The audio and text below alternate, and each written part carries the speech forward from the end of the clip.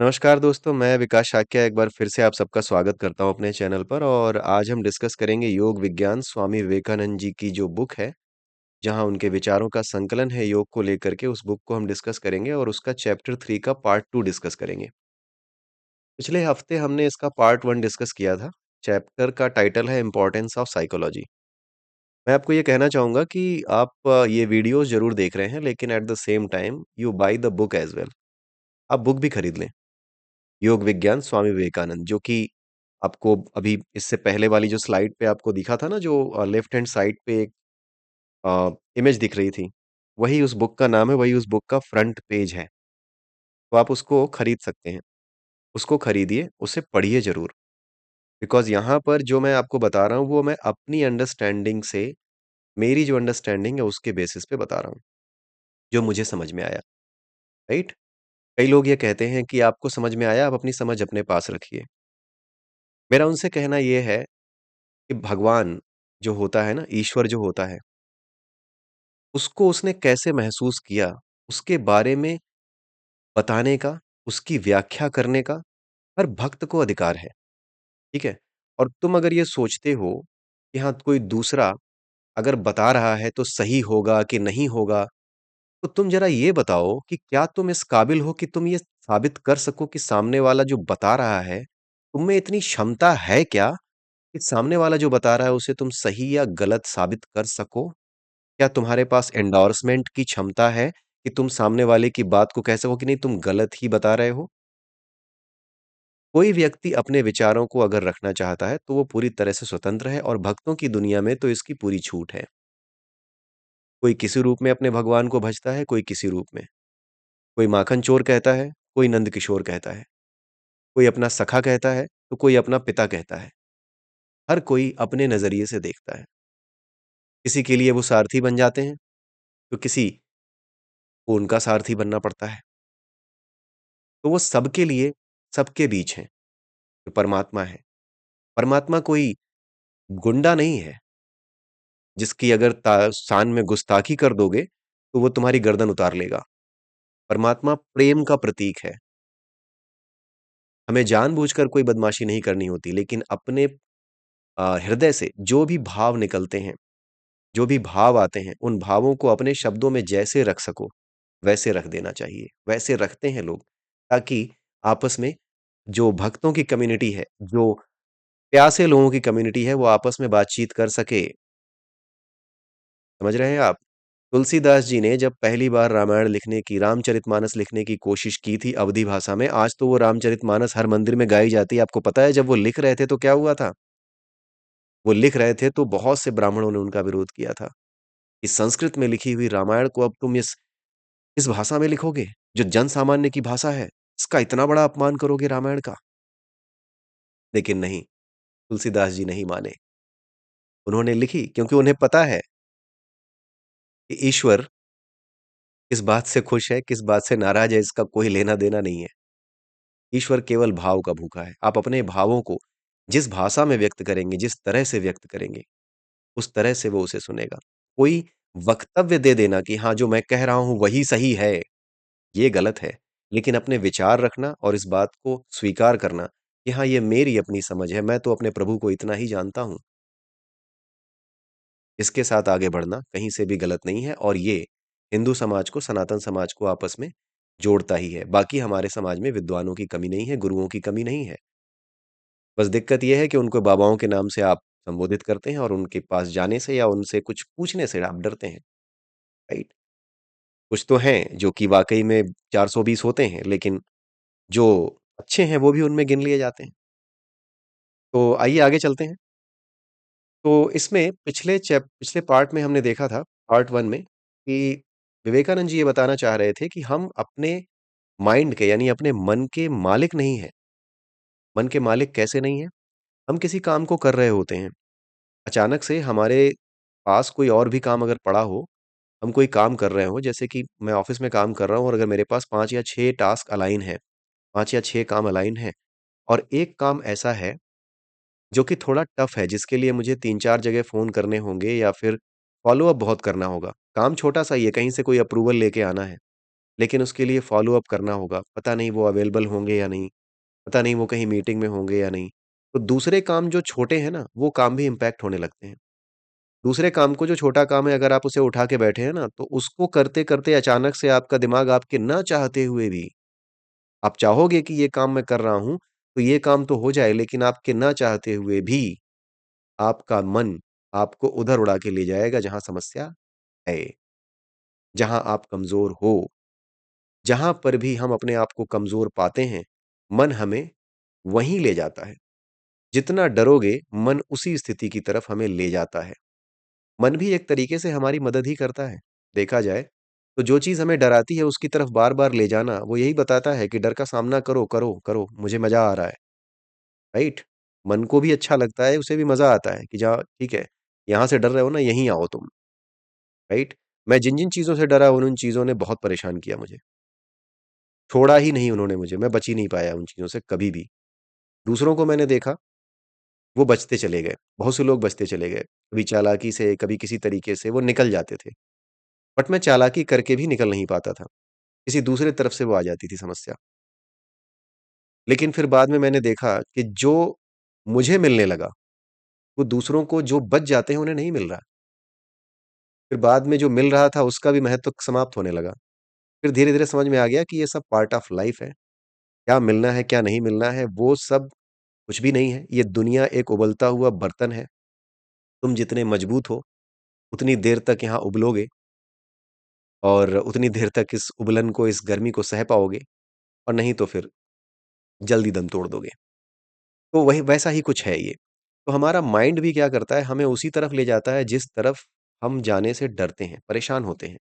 जो हमारी परेशानी का सबब है ना, वही उसी तरफ हमें ले जाता है मन, उसी की तरफ ले जाएगा, ठीक है? तो हम किसी भी तरीके से अपने मन को कॉन्संट्रेट केवल एक मोमेंट के लिए भी, एक क्षण के लिए भी अपने मन को ज़बरदस्ती बाँध के नहीं रख सकते कि नहीं, नहीं मैं उस तरफ नहीं सोचना चाह रहा, तू जा, ऐ विचार तू जा।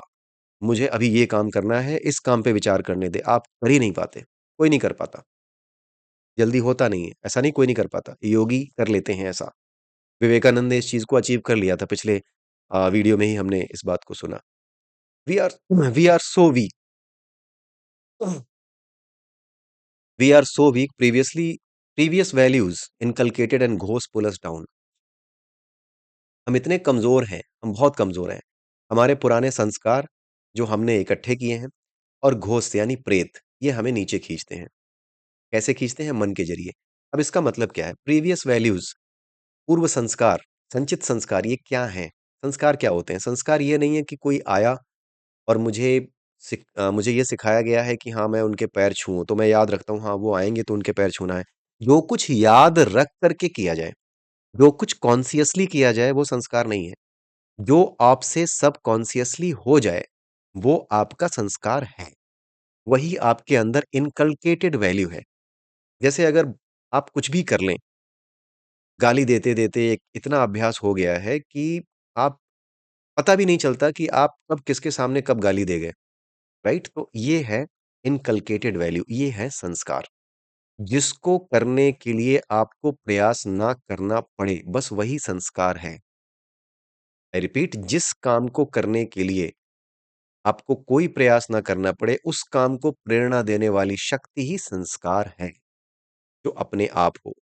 जैसे गाड़ी चलाना भी एक संस्कार है, पहले आप सीखते हो, सीखने के बाद क्या होता है, वो गाड़ी अपने आप चलने लगती है आपसे। वो आपके गाड़ी चलाना भी आपका एक संस्कार बन गया। जो कुछ भी संस्कार बन जाता है ना, वो आपके सबकॉन्शियस माइंड में चला जाता है। और वही सबकॉन्शियस माइंड ही आपके कॉन्शियस जो प्लेन है, उसको इम्पैक्ट करता है। आपके कॉन्शियस प्लेन पे वो आपको मोटिवेट करता है कि कॉन्शियस प्लेन पे आप क्या करोगे, राइट? आपसे कितना भी कहा जाए कि आप डरना मत, मैं पीछे खड़ा रहूँगा, लेकिन अगर आप किसी चीज़ से डरते हैं, तो एक बार को डर उस चीज़ के सामने जाने पर आपको लगेगा ही लगेगा, क्योंकि सबकॉन्शियस माइंड में फ़ियर बैठा है। पीछे से कोई भी खड़ा रहे, कि हाँ भाई तू डरना मत मैं बचा लूँगा और आपको पता भी है कि वो कइयों को बचा चुका है, लेकिन जो डर है, वो कुछ नहीं मानता, संस्कार कुछ नहीं मानते। ये सब हमारी इकट्ठी की हुई जमा पूँजी होती है मन के अंदर, संस्कार, ठीक है? वैल्यूज़, ये सब मन के अंदर इकट्ठी हुई चीज़ें होती हैं और ये कुछ नहीं मानते। ये आपके कॉन्शियस लेवल पे वही मैनिफेस्ट कराएँगे आपसे जो ये खुद हैं, जो आपके सबकॉन्शियस माइंड में पहले से बैठी हैं, उन्हीं का मैनिफेस्टेशन कॉन्शियस लेवल पे होगा, उससे ज़्यादा कुछ नहीं दिखेगा आपको। तो संस्कार का मतलब समझ में आ गया आपको and then comes the ghost, ghost यानी कि प्रेत। प्रेत का मतलब क्या होता है? संस्कार का मतलब समझ में आ गया? प्रेत का मतलब होता है कोई ऐसी इच्छा जो पूरी हो नहीं सकती, लेकिन आप पूरी करना चाहते हो, राइट? जैसे एक बहुत बड़े विद्वान हुए थे साउथ इंडिया के थे वो और उनका नाम था पद्मनाभ स्वामी और उनकी इच्छा ये थी कि जितने भी विद्वान हैं ना पूरे भारतवर्ष के, मैं सबको हरा दूँ, सबको शास्त्रार्थ करके हरा दूँ डिबेट में। शास्त्रार्थ यानी जो हमारे वेद पुराण होते हैं, उपनिषद है, जो फिलॉसफी है उस पे डिस्कशन करके सबको हरा दूँ। तो पुराने समय में ये सब हुआ करता था, डिबेट्स हुआ करती थी। तो उस डिबेट को करने के लिए उन्होंने क्या किया कि सबको चुनौती देना शुरू किया। वो अपने घर से निकले और सबको चुनौती देते चले गए और जैसे-जैसे वो हराते जाते थे, वैसे-वैसे उनकी सारी कॉपियाँ, किताबें और उनके सारे ग्रंथ वो एक बैलगाड़ी में रख करके लाद करके चलते जाते थे। तो इतना हराया लोगों को, इतने विद्वानों को हरा चुके थे कि जब वो बनारस पहुँचे तो उनके पास पूरी एक गाड़ियों की रेल सी लगी हुई थी, बैलगाड़ियों पे किताबें लदी हुई थीं, पोथियाँ लदी हुई थीं। अब बात ये थी कि वो एक प्रेत हो चुके थे। बाद वो पूरी डिटेल में कहानी नहीं बता सकता मैं आपको। वो बेसिकली वो ज़िंदा रहते हुए भी प्रेत का मतलब वो नहीं जो मर चुका है। यहाँ पे ज़िंदा आदमी की ही बात हो रही है। हमारे यहाँ चीज़ों को कुछ अलग तरीके से प्रेज़ेंट किया गया है। प्रेत का मतलब लोग ये सोचते हैं कोई मरा हुआ होगा, आएगा वो प्रेत होगा। नहीं, प्रेत इज़ अ मेटाफर। प्रेत is a metaphor for those wishes जो आप पूरी करना चाहते हो बट इन फैक्ट वो पूरी नहीं हो सकती। वो पूरी हो ही नहीं सकती। आपको सैटिस्फैक्शन होगा ही नहीं, अगर वो पूरी हो भी गई होंगी ना, तो भी आपको सैटिस्फैक्शन नहीं होगा। यानी आप एक विसियस सर्किल में अटके रहेंगे। So let me give you the example उन्हीं पद्मनाभ स्वामी का कि पद्मनाभ स्वामी भी एक प्रेत हो चुके थे। कैसे हो चुके थे? उन्हें हमेशा ये लगता रहता था, इतने लोगों को हराने के बावजूद भी उनको हमेशा ये लगता रहता था कि अभी भी हो सकता है कि कहीं पूरे भारतवर्ष में कोई न कोई ऐसा बाकी ना रह गया हो जो कि मुझसे ज़्यादा जानता हो या फिर जो ऐसा ना हो कि मुझे चैलेंज कर सकता हो आगे चल के। इसलिए आज ही उसे पराजित करो, खोजो, तो बड़े-बड़े विद्वानों की खोज में वो लगे रहते थे। कइयों को हरा चुके थे, अंत में बनारस पहुँचे कि ये तो मुख्य नगरी है विद्वानों की और वहाँ पे उनकी मुलाकात जो है कबीरदास जी से हो जाती है और कबीरदास जी का एक ही क्वेश्चन, एक जो अनपढ़ इंसान थे कबीरदास, उनका एक ही क्वेश्चन उनके सारे अहंकार को तोड़ देता है। ठीक है? तो वो जो प्रेत है, वो कुछ और नहीं है। वो ऐसी इच्छा है कि मैं सारे विद्वानों को हरा दूँ। क्या ये इच्छा पूरी हो सकती है? आप सोच के देखो। मैं सारे विद्वानों को हरा दूँ, ये इच्छा पूरी हो सकती है? नहीं हो सकती। ये इसलिए पूरी नहीं हो सकती क्योंकि अगर आपसे किसी ने कह भी दिया कि ये वाला जो विद्वान है ना, ये सबसे खतरनाक है।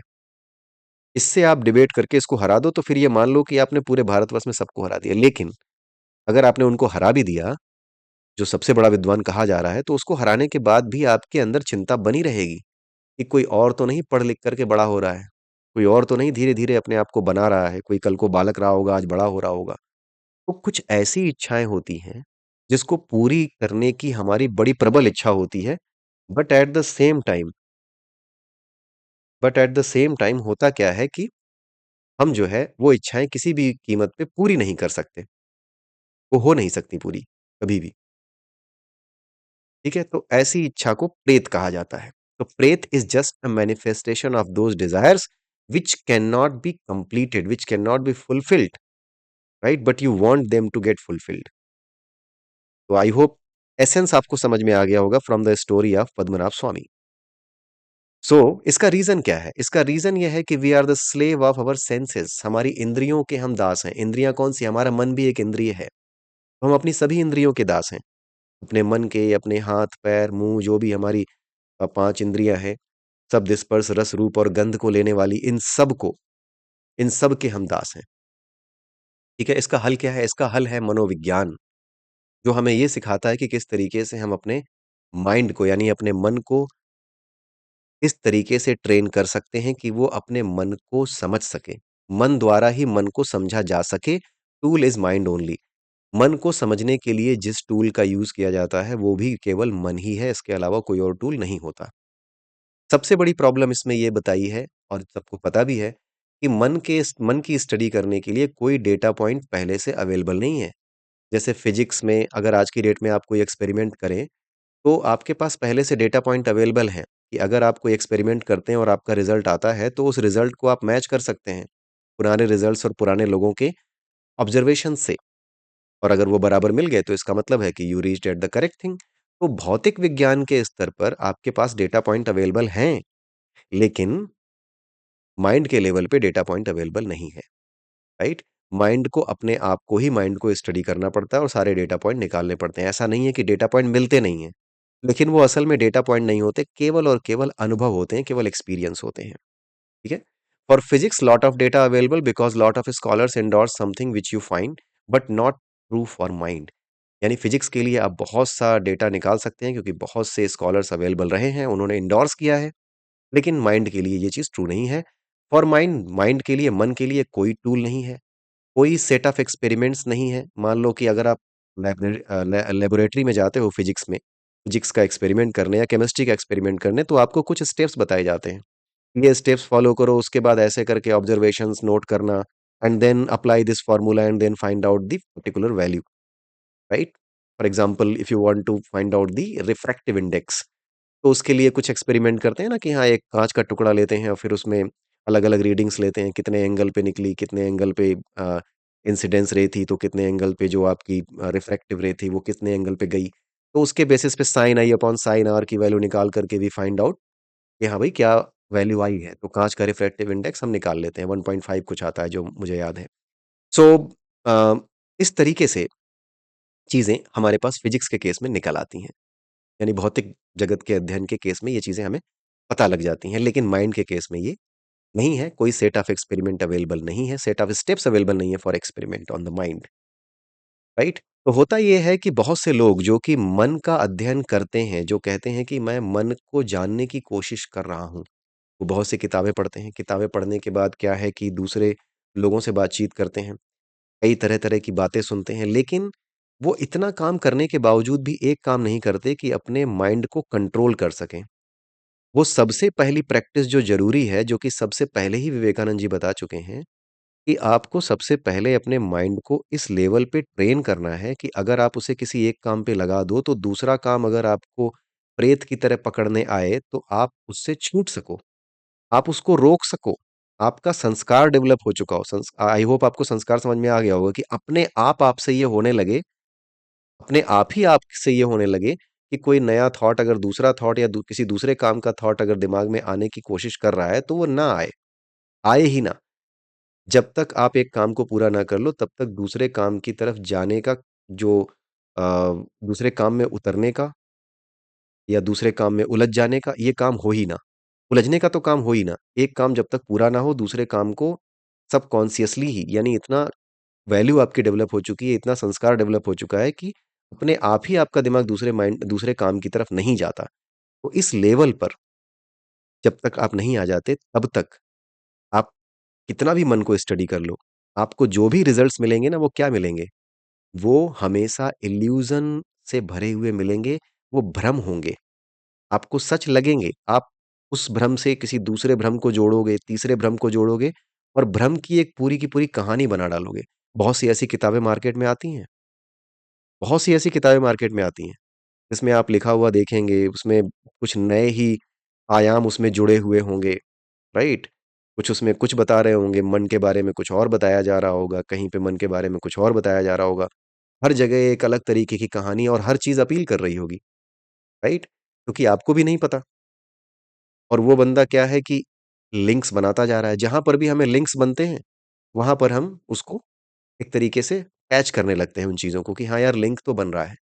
लेकिन कोई ऑब्ज़र्वेशन आपका अपना नहीं है, जिससे आप ये कह सको कि हाँ, ये जो बातें इसने लिखी हैं ना, मैंने भी अपने मन से अपने मन को स्टडी करते समय ऐसा ही अनुभव किया है। आप नहीं कह सकते।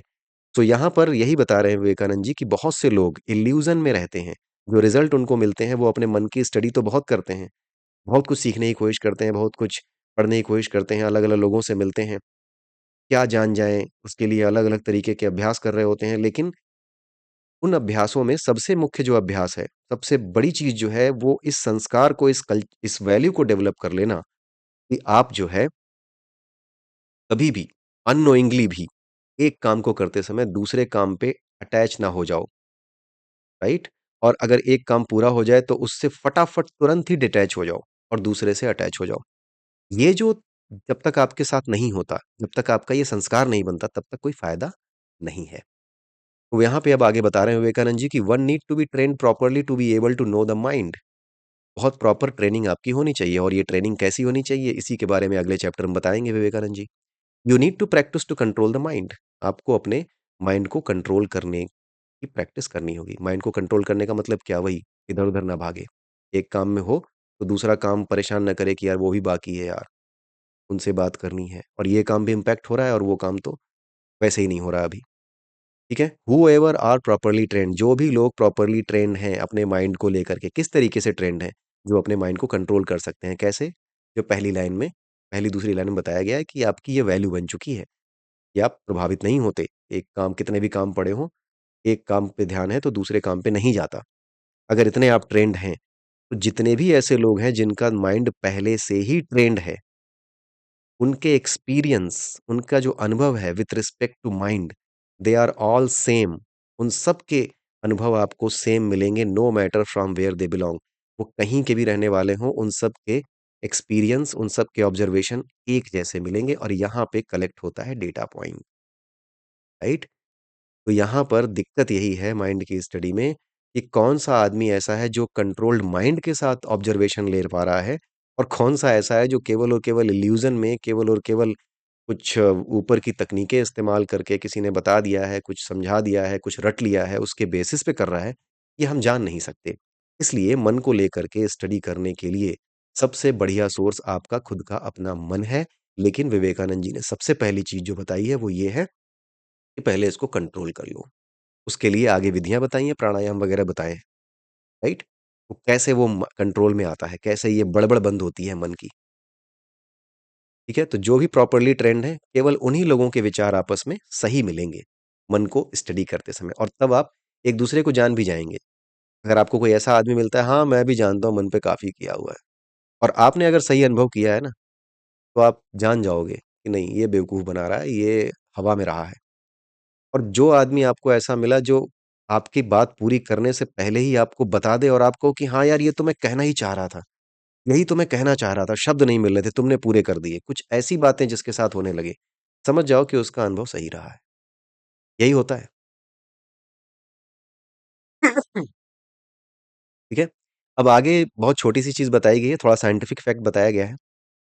इसमें ये बताया गया है कि माइंड गेट्स एक्टिवेटेड, माइंड काम कैसे करता है, एक्टिवेट कैसे होता है? तो 2 चीज़ों से एक्टिवेट होता है, एक होता है मैनिफेस्टेशन और दूसरा है इम्पल्स। मैनिफेस्टेशन क्या है? मान लो कि लाइट वेव्स हमारी आँखों में घुसती हैं। जब लाइट वेव्स हमारी आँखों में पड़ती हैं, तो हमारी आँखों में जो नर्व्स हैं, वो नर्व्स हमारे माइंड से जुड़ी हुई हैं। हमारी आँखों की जो नर्व्स हैं, जब वो माइंड तक इन्फॉर्मेशन पहुँचा देती हैं, क्या हमें चीज़ें दिखने लगती हैं? नहीं, अभी नहीं दिखती। नर्व जो है, आई पर पड़ने वाली जो लाइट वेव्स हैं, उनको उठा करके ब्रेन तक पहुँचाती हैं, but still we can't see it. हम तब तक इसको नहीं देख सकते, जब तक माइंड यानी मन रिएक्ट नहीं करता। मन जब रिएक्ट करता है, तो उसके रिएक्शन की वजह से हमें वो ऑब्जेक्ट दिखाई देता है। क्योंकि मन को ही पता है कि कौन-सी चीज़ कैसे काम करती है। हमारे मन को ही पता है कि हमारी कौन-सी इंद्रिय कैसे काम करती है, राइट? ये हमने भगवद गीता में भी समझा है, मन को सब कुछ पता है। मन को ये पता है, मन जो है सभी इंद्रियों का स्वामी है, राइट? सभी इंद्रियों का स्वामी है मन। को पता है कि कौन-सी इंद्रिय कैसे काम करती है। इसलिए जब किसी इंद्रिय के साथ कोई रिएक्शन होता है, तो उसको दिखाने का काम ये मन ही करता है या उसको अनुभव कराने का काम कि देखो ये देखने का अनुभव तुम्हें करना है, मन ने किया। ये सुनने का अनुभव करना है, ये मन ने ही किया, राइट? और मन इन्वॉल्व होता है, क्योंकि आप केवल देखते नहीं हैं, आप रिएक्ट करते हैं। आप केवल सुनते नहीं, आप रिएक्ट करते हैं। मन उसके साथ एसोसिएट है, इसीलिए तो रिएक्ट करते हैं। किसी ने गाली दे दी, कान में पड़ी, कान में गाली पड़ी, तो गाली जैसे ही पड़ी वैसे ही आपको पलट के आपने देखा, "कौन है रे? देता हूँ घूँसा एक।" राइट? ये क्यों हुआ? क्योंकि आपका मन इन्वॉल्व है। राइट? तो यहाँ पर यही चीज़ समझाई जा रही है कि मन इज़ ऑलवेज़ इन्वॉल्व्ड। मन ही वो इम्पल्स है, आवेग है, जो कि एक रिएक्शन क्रिएट करता है और उस रिएक्शन की वजह से ही वो चीज़ सुनाई देती है या दिखाई देती है या जो भी होता है। दिखाई देना, सुनाई देना, टेस्ट करना जो भी है, वो सब मन के रिएक्शन से ही होता है। तो मन इन्वॉल्व है। जब तक मन इन्वॉल्व नहीं होगा, तब तक कान सुनेगा भी नहीं। मान लीजिए आपका मन कहीं और हो, पीछे से कोई गाली दे रहा हो, आपका मन कहीं और लगा हुआ है, किसी और जगह एसोसिएटेड है आपका मन, सोच कुछ और रहे हो।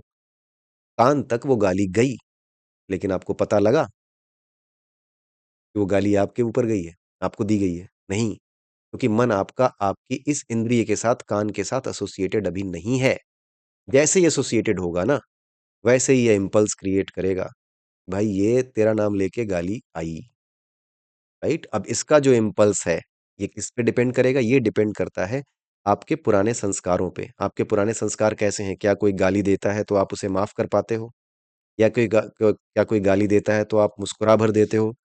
जानते हो कि ये मूर्ख है या फिर आपको लगता है कि नहीं इसको तो सबक सिखाना है, मैं अपने आप को गाली देने वाले को कतई नहीं छोड़ता, मैं याद नहीं भूलता नहीं, मैं याद रखता हूँ, कुछ ऐसा है, कुछ ऐसे संस्कार हैं। तो जैसे संस्कार हैं वैसे बीज आपके भीतर होंगे, वैसे लस्ट के बीज या वैसे इच्छाओं के बीज या वैसे इम्पल्सेस आपके भीतर होंगे, right? They are seeds only. जैसे ही मन के साथ रिएक्शन होता है आपके उस अंग का, वैसे ही मन आपको मोटिवेट करता है, कर डालिए काम। बेस्ड ऑन किस तरह के इम्पल्सेस, किस तरह के सीड्स आपके मन में, आपके अंतःकरण में, आपके इनर कंसाइंस में इकट्ठे हैं, राइट? और ये किससे इकट्ठे होते हैं? लगातार प्रैक्टिस से इकट्ठे होते हैं ये। आप लगातार गालियों की प्रैक्टिस कर रहे हो या फिर आप लगातार इस चीज़ की प्रैक्टिस कर रहे हो कि कोई मुझे कुछ कहेगा ना तो मारे बिना छोड़ूँगा नहीं, राइट? अगर आपने इसी चीज़ की प्रैक्टिस की है कि किसी ने मुझे ज़रा-सा भी कुछ कहा तो गाली ज़रूर दूँगा।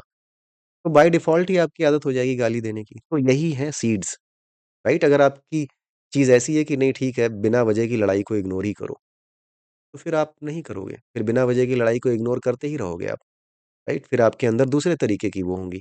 फिर हो सकता है कि मन आपके साथ जुड़ा भी हो तो भी जब अब पीछे से कोई गाली देगा और आपका मन जुड़ा हुआ भी है, वो बता रहा है कि तेरे को ही गाली पड़ रही है, तो आपने इतना कंट्रोल कर लिया है, राइट? अब कंट्रोल कैसे होता है? संस्कारों से, प्रैक्टिस से। प्रैक्टिस ही संस्कार डेवलप करते हैं। तो प्राणायाम की प्रैक्टिस ये योग का संस्कार डेवलप करती है। प्राणायाम योग का संस्कार डेवलप करता है। तो योग का संस्कार डेवलप होने पर वो क्या होता है?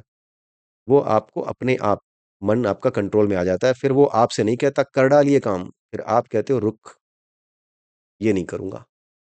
और वो वैल्यू बन जाता है आपका, संस्कार बन जाता है। फिर आपको कहना नहीं पड़ता कि रुक नहीं करूँगा, आप करोगे ही नहीं, आपकी आदत में आ जाएगा, राइट? तो ये चीज़ यहाँ पर बताई गई है। तो लास्ट जो पॉइंट है वो ये है to control your mind you need to go to subconscious mind, right? ये आप समझ ही गए होंगे कि क्यों ऐसा है, ये तो हम पहले ही समझ चुके। रीऑर्गनाइज़ द थॉट्स, हमें अपने थॉट्स को रीऑर्गनाइज़ करना होगा। सबकॉन्शियस माइंड में जाकर के अपने थॉट्स को रीऑर्गनाइज़ करना होगा, यानी कुल मिला के अपने सबकॉन्शियस माइंड को देखने का काम माइंड से करना होगा, लेकिन उससे पहले माइंड को कंट्रोल करना होगा। और कंट्रोल करने की प्रोसेस में ये चीज़ आ रही है कि कंट्रोल करने के लिए अपने थॉट्स को देखना होगा। यानी सबसे पहली प्रैक्टिस आपकी यही होती है कि जो भी थॉट्स आ रहे हैं, जा रहे हैं, उनको देखना। कोई थॉट आया कहाँ से है? पैदा कहाँ से हुआ? मुझे तो नहीं पता था कि कहाँ से वो दोस्त याद आ गया, जिसने मुझे 4 साल पहले गाली दी थी और आज तक बात नहीं हुई, राइट? तो ये सारी चीज़ें आपको करनी पड़ती हैं। विचारों को आते-जाते देखना पड़ता है और उनको हरी झंडी दिखानी पड़ती है, इसका अभ्यास करना पड़ता है। जैसे ट्रेन को हरी झंडी दिखाता है गार्ड ना, लेकिन उसमें बैठता नहीं है। ठीक वैसे ही विचारों की ट्रेन आती है, जाती है, आपको हरी झंडी दिखानी है, बैठना नहीं है। This will be the first step only, ये केवल पहला स्टेप है। After controlling subconscious mind you will be able to control conscious mind, क्योंकि सबकॉन्शियस ही कॉन्शियस का प्लेन बनाता है। आई होप आपको ये चैप्टर समझ में आया होगा। चैप्टर 3 यहीं समाप्त होता है। अगले वीडियो में फिर मिलेंगे। तब तक के लिए आप सबसे मैं विदा लेता हूँ। नमस्कार, जय माँ भारती।